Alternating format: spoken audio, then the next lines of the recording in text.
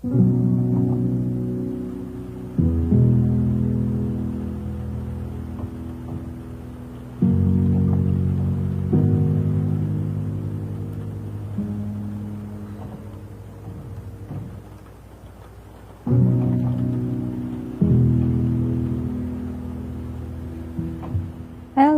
the colours we're going to use today are cadmium orange, we've got a turquoise green deep, we've also got a sap green deep and a cadmium scarlet. And I've got my gold press watercolour paper all taped down lovely. These are Kuretake paints that I'm using today, and I've got this medium size flat brush, and I find that the flat brush works really well when you are doing edges to your shapes. So I'm just doing these lovely juicy watermelon marks. So they're sort of like a triangle shape on the page, and then a round edge on the latter part of that watermelon, and it looks like slices of pizza. I'm just adding a little bit more colour in there, and again doing another triangle. So I've done the darker red on the outside, and then the orange I've put on the inside. So I'm just alternating them as I go along. Watermelons aren't just the one colour, they're a mixture of all sorts of colours. You may want to add deeper reds, or you may want to add lighter oranges. Just go with how you feel and the colours that you've got. So on this one I've done the outside as the orange and the inside as the red, and as you can see I'm just alternating that pattern there and adding wherever I feel. Not worrying too much about it, just know that I want to get these triangle shapes down onto the page, and then we're going to add some more detail as we get into this painting. Very easy to do if you just think of these patterns as sort of shapes, so sort of triangle-y pizza shapes, get them down on the page, and then you can add some more detail. So I've got a round brush here, and I'm using the green and just putting that on the one edge of the watermelon, and just putting it sort of like a mark that just goes round onto there. Not worrying too much about that again, and just adding that onto the edges of each and every one of those watermelons.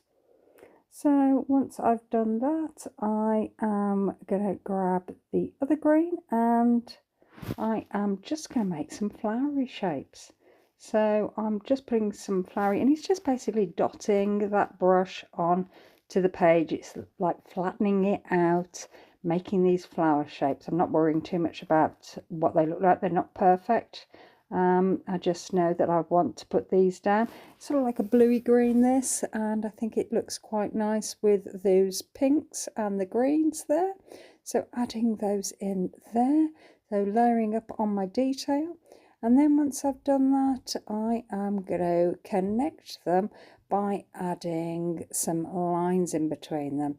So drawing those lines, coming down and attaching each and every one of those flowers, and as though they've just come out from the side of the page, so adding them there. So once you've connected all of those lovely flowers together, then I've grabbed that same green and I'm flattening the brush and making some leaves. I'm just sort of filling the white space up. That's what I'm doing, is just adding these leaves where there seems to be a lot of white space. So I just want to fill it up a little bit because I don't want it to be bold, the background, you know, the whiteness to come through. And then I've grabbed some paint. I'm just doing some little circles on the page.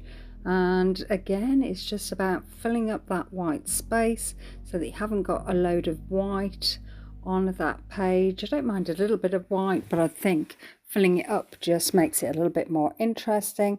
And also, if you're enjoying your time, well, you might as well keep going. And that's what I'm doing here. So I'm using the bluey green here and adding some of those circles, and then I've swapped over, I've washed out the brush, swapped over, and I've now got the red. And again, the same principle, having a look on the page, seeing where I've got some spaces and filling those spaces with some of these lovely circles. So just continuing looking at those spaces and filling them up until I'm feeling happy with that situation. And you can see here in a bit more detail as to how that is looking. They sort of look a little bit berry-like, I think, and I think it quite complements the picture. But let me know in the comments, is this something you'll do, something you'll try? As you can see, it's so easy to do, so I really do hope you get to have a go at doing this. And then I've moved on to the other green, and I am now adding some little pips, some little seeds there. Actually, I don't think this is a green that I'm putting down here. I think it's more of a browny black colour. And I'm just again grabbed the round brush. It's a smaller round brush this time, and I'm flattening that brush on the page as I go, as I'm adding these pips. Not worrying too much about where I'm putting them, just putting them wherever, making big ones, making small ones, or different sizes, just as you would find in a watermelon slice. And I think that's working quite well. So I've filled up all the page full of those, and I've let the page dry, and I've grabbed the white Uniball pen here, the broad pen.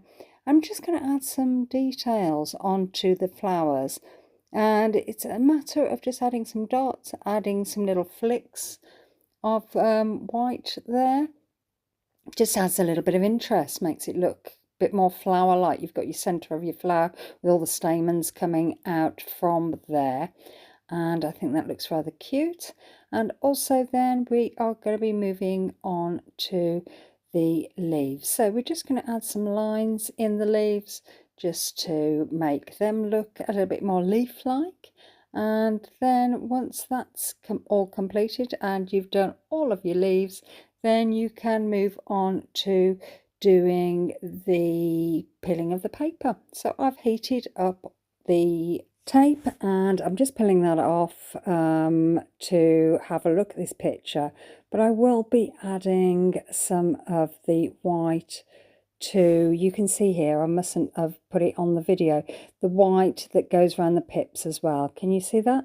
Lovely white little bits to make it look a little bit juicy. So you can see that I've added some little lines here and there just to make it look a bit wet, really, you know, as it would do watermelon. It's always lovely and juicy, and I'm trying to emulate that.